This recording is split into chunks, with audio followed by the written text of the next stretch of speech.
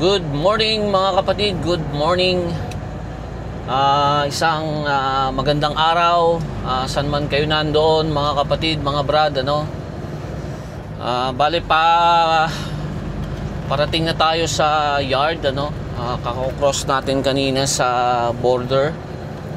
Bale iisa lang yung open na boot, ano, at ang open na boot is yung dun sa area kung saan yung mga four-wheelers dumadaan, ano. So pumunta pa rin ako dun sa area kung saan pumapasok yung mga truck dito sa Emerson. Pero close nakita ko isa lang ang bukas. Ayoko naman pumunta doon nang basta-basta lang tapos hindi pala ako pwede doon, ano. Baka nagsara lang sandali yung boot, ano. Nagsi-CR yung officer, ano. Pero hindi talagang close. Naghintay ako mga 10 minutes. And then nag-decide akong mag-back up, then pumunta ako doon sa kung saan pumapasok yung mga four-wheelers. So okay naman. Short staff daw sila, no. So yun mga kapatid, ano, Thanksgiving dito sa Canada. Happy Thanksgiving Day sa lahat ng nandito sa Canada, especially sa ating mga kapatid sa kalsada. Happy Thanksgiving Day sa lahat, ano. Papunta na tayo sa yard, ano. At kailangan kasi itong load ko i-deliver bukas, no.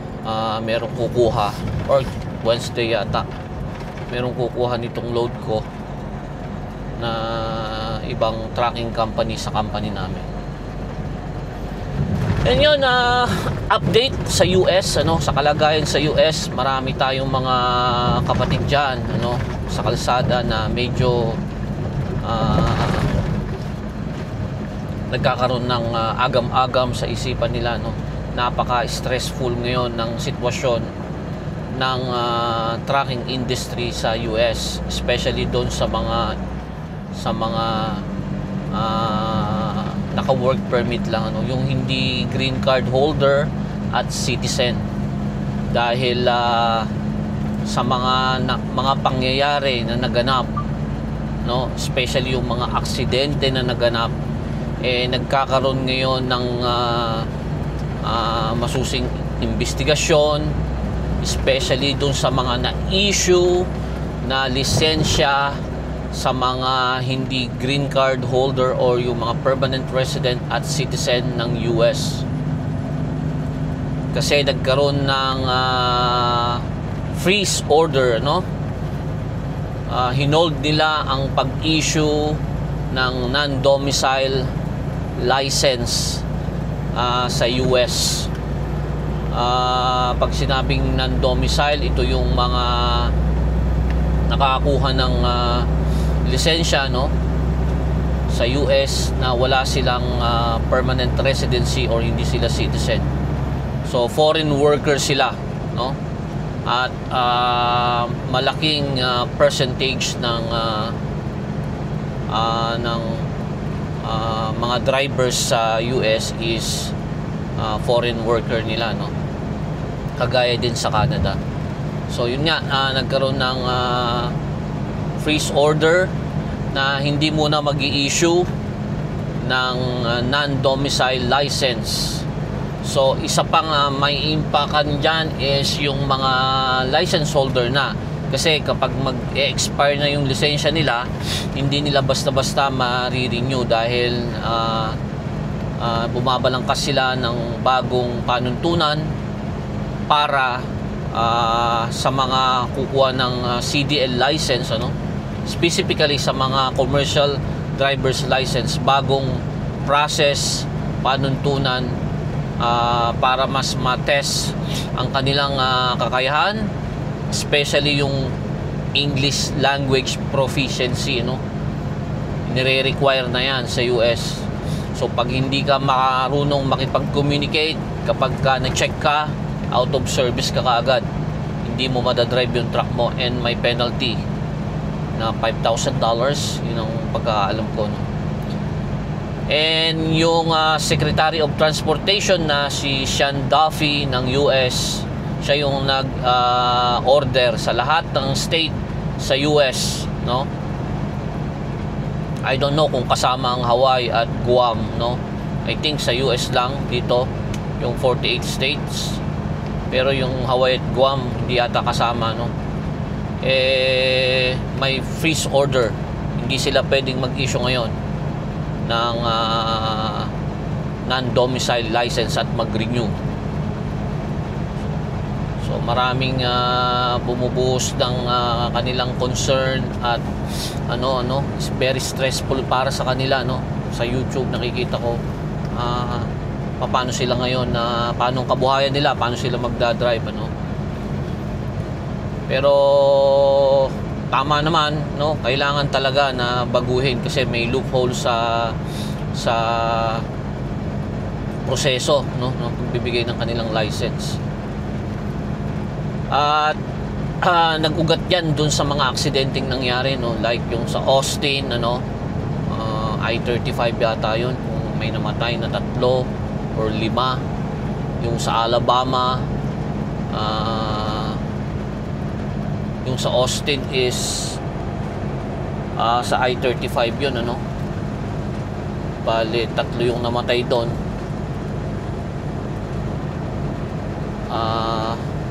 And then yung sa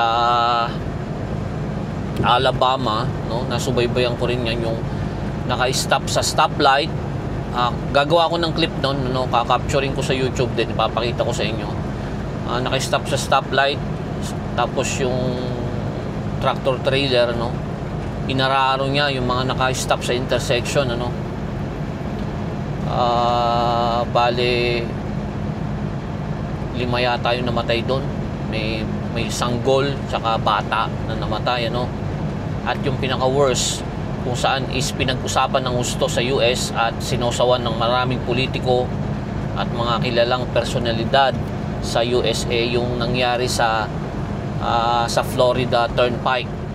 Video circulating online shows the shocking view from inside a semi as a minivan slams into the trailer and wedges underneath.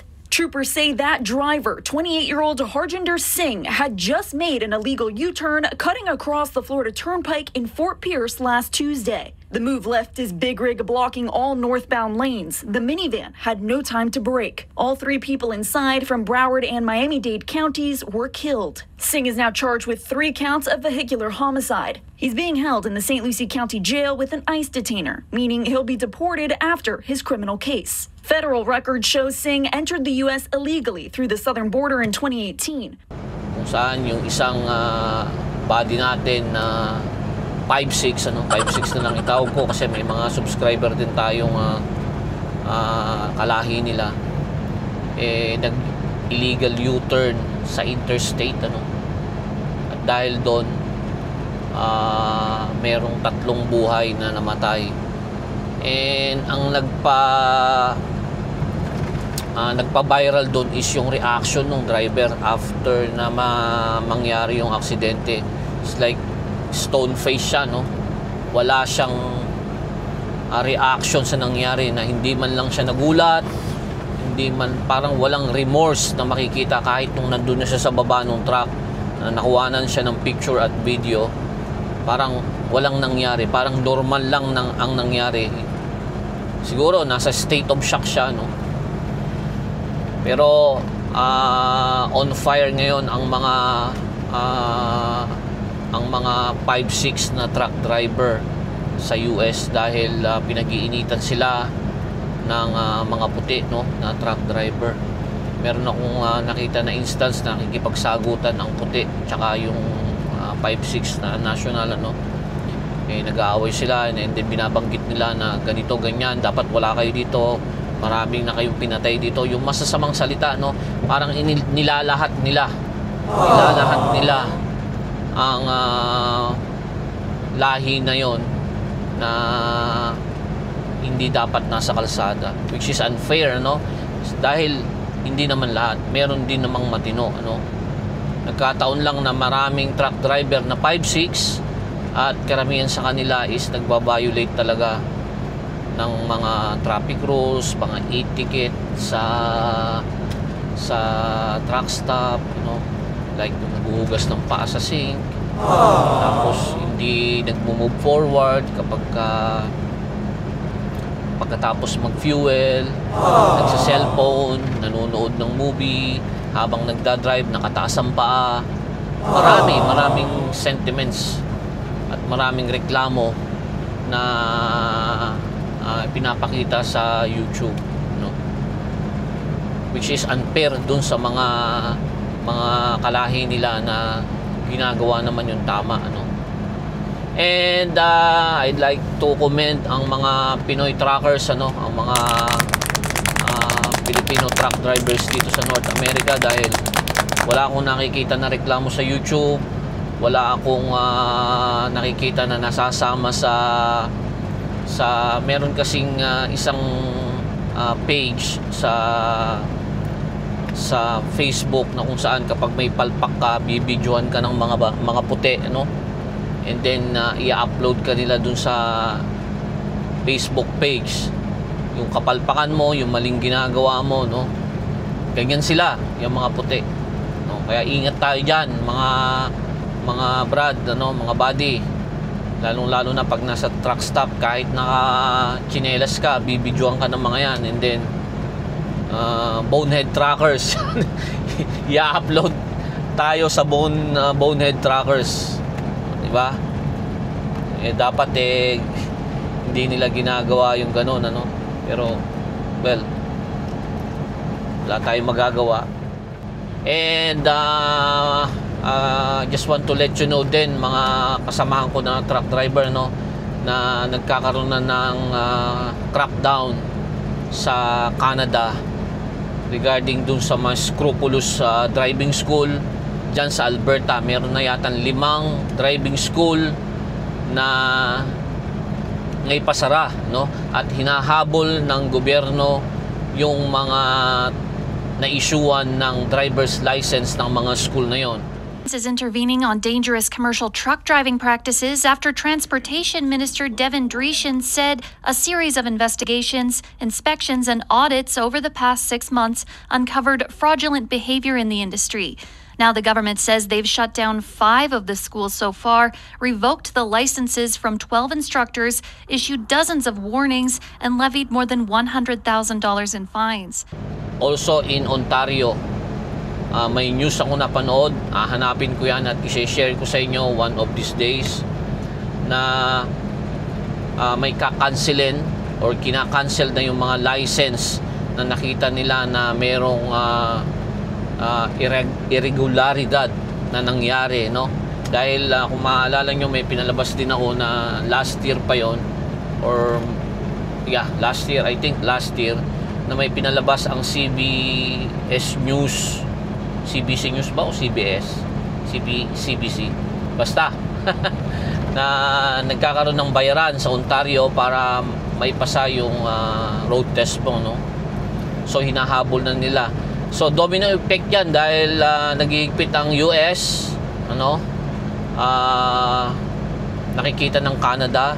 So remember na ang US at ang Canada is may reciprocity agreement. Reciprocity agreement. Alam ko yan kasi nung nasa South Korea ako, no, walang reciprocity agreement ang Pilipinas at Canada, so I have to undergo yung road test, ano, para makakuha ng lisensya. Pero ang US at Canada at ang Mexico merong reciprocity agreement kung saan ang any license, ano, issued in Canada, you can use it to drive in the US, and vice versa. Any license issued in the US can be used to drive in Canada. And ganun din sa Mexico, dahil may reciprocity agreement sila, no? And one lawmaker ng US is isinusulong yung pagkansela ng agreement na to. That says that they're calling to end of CDL reciprocity within 6 months of enactment. Basically, right now, there are two countries that the United States deems as legit driver licenses, and that's in Canada and that's in Mexico. So the bill also contains a provision that would require the Federal Motor Carrier Safety Administration to terminate any existing reciprocity agreements that recognize foreign commercial driver licenses in the United States or permit holders foreign commercial driver's license to operate a commercial motor vehicle in the United States unless expressly authorized by a statute. But I don't think na magpo-push through dahil yung agreement na yan is na-enact ng Congress, ano? At ang Congress lang din ang makakagawa ng paraan para mawala yung agreement na yan, no? Between US, Canada, and Mexico, na pwede kang mag-drive sa mga bansa na yan gamit yung lisensya na na-issue kung saan ka man sa mga bansang iyon.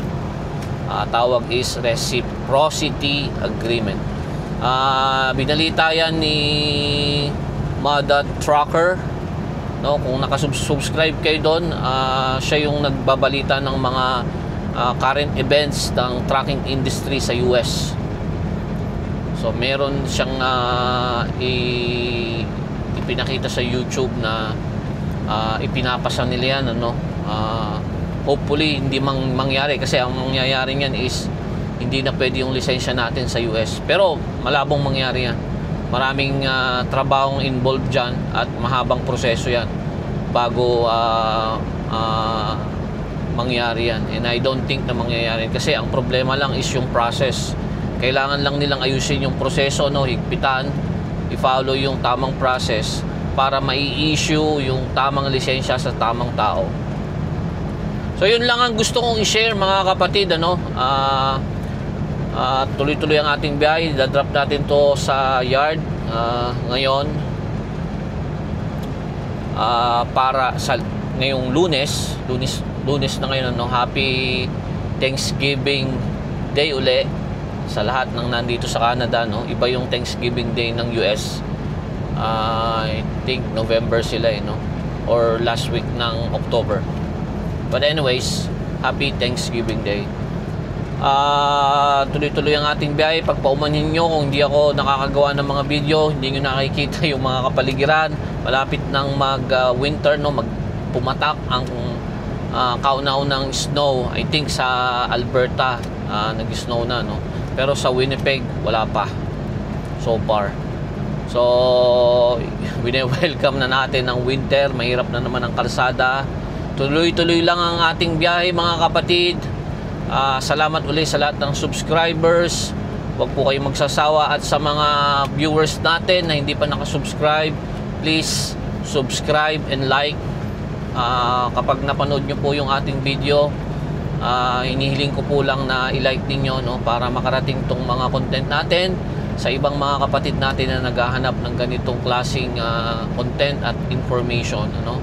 Uli, maraming salamat at huwag po kayong makakalimot, mata sa kalsada, kamay sa manibela, isang magandang araw, Manibelang Pinoy.